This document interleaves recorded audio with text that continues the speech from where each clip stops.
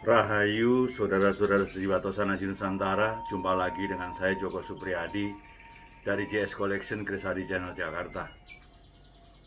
Mari kita awali dalam doa. Semoga senantiasa segala yang terindah dan terbaik terlimpah untuk kita semua. Amin.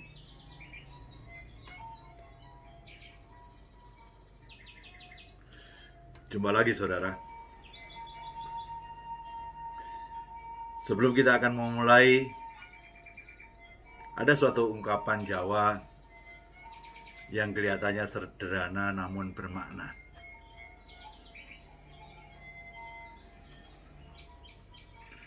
Sing wis lunga yo lalekno, sing durung teka entenono, sing wis ana yo syukurono. Ungkapan ini memberikan sesuatu pemahaman pada kita makna arti sebuah keikhlasan, kesabaran, dan rasa bersyukur. Bersyukur kita jumpa di tayangan 115 atas permintaan dari beberapa subscriber untuk saya mengulas dapur yang satu ini. Untuk itu pada tayangan 115 ini saya membabar tema dapur santan,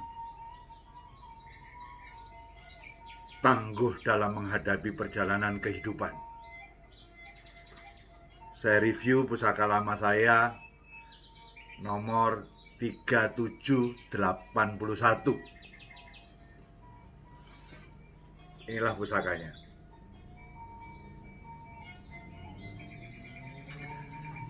Pusaka ini menggunakan sesuatu rangka Jogja Gayaman Kendit, selaras dengan rangka dedernya pun juga Timoho Kendit, menambah keserasian dari pusaka ini. Mari kita lihat dalamnya.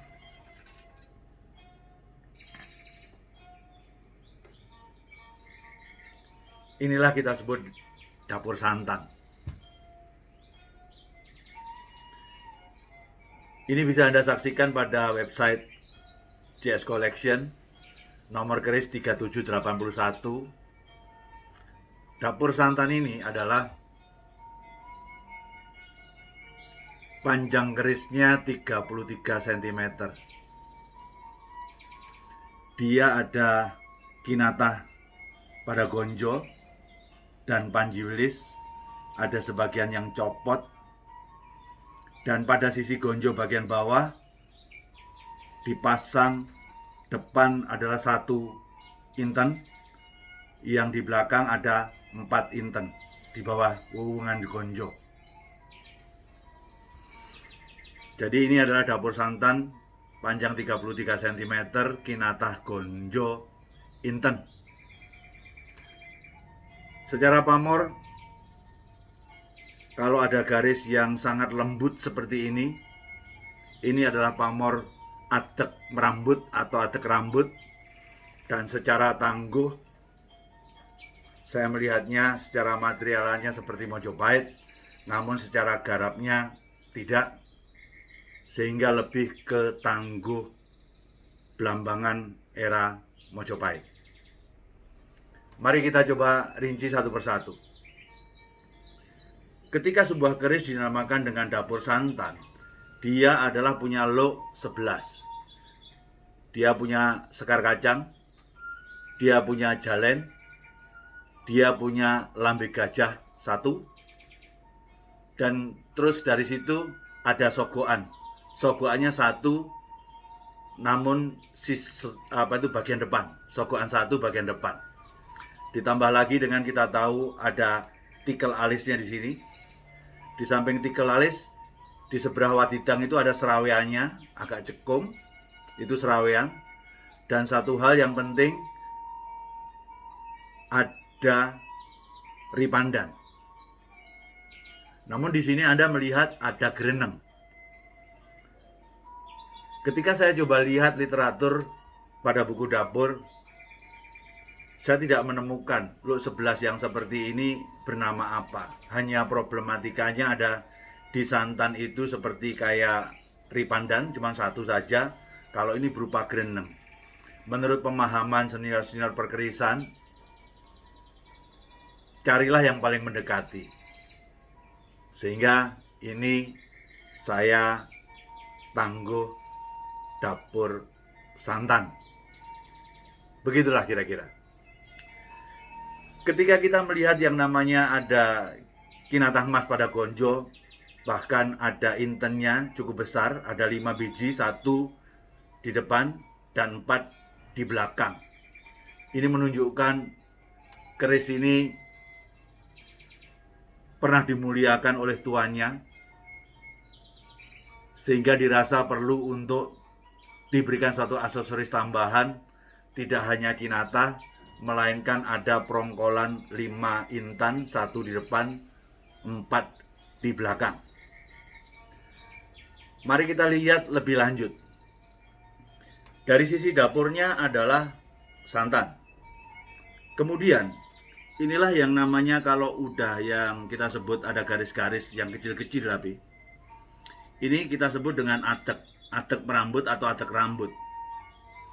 Kalau kita bicara tentang masalah atek, tentunya atek merambut, ketika banyak yang copot pamornya, dia akan nampak seperti ada sisa-sisa daripada atek, sehingga sisa-sisa ini seperti kayak besi yang dicakar kucing. Beberapa kelompok kolektor sangat menyukai ketika dia mendapati ada sebuah keris dengan besi cakar kucing. Memang kelihatan sangat nuansanya ada bedanya. Namun terlepas dari apapun itu, kalau kita bicara dengan yang namanya pamor yang sifatnya atek ke atas, semuanya bernuansa kepada perlindungan. Kalau ateknya 1, orang menyebutnya sodo sakler. Kalau ateknya 2, orang menyebutnya wengkon. Atek adalah sodo sakler adalah perlindungan dari luar ke dalam, wengkon perlindungan dari Tuhan secara menyeluruh. Ketika bicara tentang 3, ateknya nyatu di ujung, itu namanya tejo ginurung. Kalau ateknya ada 4 atau 6, disebutnya janur sinebit. Dan kalau ateknya 5, ini sedikit agak langka, disebut dengan gajah gelar. Kalau ateknya lebih dari 6, ada banyak garis-garis yang sedikit agak besar, itu disebut dengan atek sapu. Namun kalau garisnya lembut banget seperti ini, inilah yang disebut dengan atek rambut. Banyak orang mengatakan ini adalah pamor singkir, namun menurut saya singkir adalah nama empu yang ada di Blambangan. Sehingga nama pamornya menurut saya lebih tepatnya adalah atek. Entah atek siji, atek telu, atek limo, dan lain sebagainya, Mari kita lanjut. Lanjutnya kita lebih fokus kepada filosofi dapur. Kalau kita bicara tentang masalah santan, nama santan itu berasal dari kata santen. Ini filosofisnya. Kita sama-sama tahu santan itu adalah sari buah kelapa yang warnanya putih, dan tentunya Anda tahu bahwa santan sangat bermanfaat. Ketika kita bicara tentang masalah santan, dalam satu prosesnya kita menganggap bahwa santan itu seperti kayak simbol perjalanan hidup manusia, di mana hidup itu ditujukan untuk menyelesaikan berbagai macam masalah. Ya, saya pikir kalau kita bicara masalah, semua orang punya masalah. Hanya mereka telah berpulang yang tidak punya masalah. Sehingga masalah itu akan bisa menjadikan kita menjadi manusia yang lebih mulia. Dengan kemuliaannya kita bisa menjadi manusia yang bermanfaat. Sehingga kita tidak perlu alergi terhadap satu masalah, karena masalah itulah yang bisa membuat diri kita menjadi naik kelas ke jenjang suatu strata kehidupan yang lebih matang. Jadi, marilah kita lihat dapur santan ini yang dari filosofi santan. Prosesinya sangat berat. Bayangkan adalah kelapa itu untuk menjadi santan, kelapa itu harus dikupas dulu. Mengupasnya kelapa juga cukup berat. Ketika sudah jadi kelapa, akhirnya diparut hingga sampai lembut. Betapa pedihnya ketika kelapa itu diparut dan kemudian diperas. Akhirnya keluar yang namanya santan yang sangat bermanfaat tadi. Bahkan ketika kalau kelapanya lebih tua, itu akan membuat suatu kualitas santan menjadi lebih bagus dan lebih banyak. Itulah manusia. Ketika dia menghadapi suatu masalah, bersyukur saja. Semakin banyak masalah yang akan diselesaikan, akan menjadi matang kehidupannya. Sehingga pesan personal saya, jangan pernah menyerah dalam menghadapi masalah. Karena Tuhan selalu mengukur kadar kekuatan manusia dalam menghadapi masalah.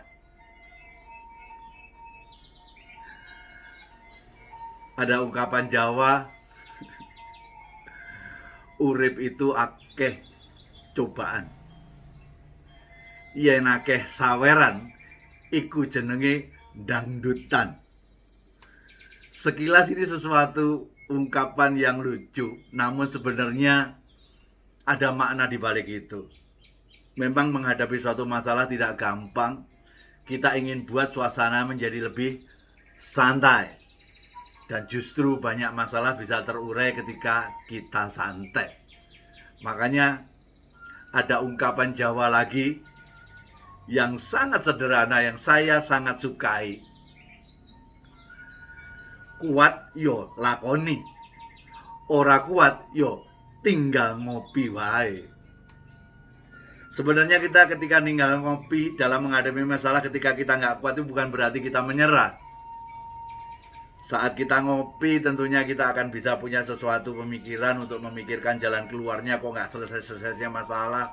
Siapa tahu dari perenungan saat kita ngopi tadi, saat santai tadi, kita bisa menemukan solusi atas masalah itu. Jadi ngopi lebih ke arah sarana cooling down dalam menghadapi masalah belum selesai. Biasanya di situ ketemu suatu ide yang sangat luar biasa dalam menghadapi masalah. Again, masalah. Masalah itu tidak perlu harus kita hindari, karena saya sangat meyakini karena di balik masalah itu akan ada kesempatan. Kita tidak akan pernah menemukan suatu kesempatan tanpa harus menghadapi masalah terlebih dahulu. Sehingga bersyukurlah ketika kita punya masalah. Bayangkan, jika semua usaha selalu berhasil, kita tidak akan paham makna ikhtiar dan kerja keras. Jika semua doa terkabul, kita pun juga tidak akan paham makna kesabaran. Jika setiap yang kita inginkan kita bisa miliki selamanya, kita juga tidak pernah mengerti arti keikhlasan. Makanya jadilah manusia seperti telur, bukan seperti kentang. Kenapa kok kentang? Karena kentang itu adalah ketika direbus dengan panas didih, air yang sangat tinggi, kentang adalah sosok yang keras, bisa menjadi loyo saat menghadapi suatu masalah yang sangat panas, yaitu air yang mendidih tadi. Lah hebatnya telur adalah sesuatu yang lunak. Ketika Anda rebus sepanas apapun, malah menjadi mengeras. Artinya adalah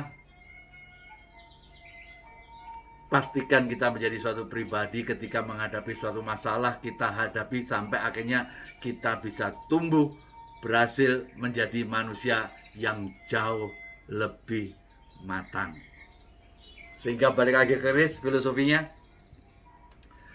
santan adalah secara filosofi sebagai sebuah pusaka yang ditunjukkan agar kita menjadi manusia yang tangguh dalam menghadapi perjalanan kehidupan, namun masuk kategori Luke 11, tangguh dalam menjalani suatu kehidupan demi untuk meraih kesejahteraan, Luke 11-nya, dan adek rambutnya untuk memastikan kalau ada suatu masalah di luar kemampuan kita, semoga bisa tersingkirkan karena makna perlindungannya sebegitu kuat. Inilah gambaran filosofi daripada keris yang babar pada kesempatan tayangan 115 ini. Sebagai penutup, saya selalu mengatakan berkali-kali, teruslah untuk belajar berkeris, namun bukan menjadikan kita sebagai ahli hanya untuk menambah tumbuhnya rasa cinta kita pada budaya Tosanaji. Ketika rasa cinta menjadi memiliki, diharapkan tingkah laku perjalanan kita setelah itu menjadi berubah, karena kita akan bisa terwarnai oleh kaidah yang adiluhung yang ada dalam filosofi pusaka. Makanya pusaka itu akan menjadi sangat luar biasa, akan membuat ego pribadi kita menjadi malah lebih turun. Untuk itu, jayalah budaya Tosanaji Nusantara. Pastikan budaya ini menjadi tuan rumah di negeri sendiri. Kalau bukan kita, siapa lagi? Kalau tidak sekarang, kapan lagi? Suro tiro joyoningrat lebur dening pangestuti. Rahayu, rahayu, sagung dumadi. Nuwun. Santan.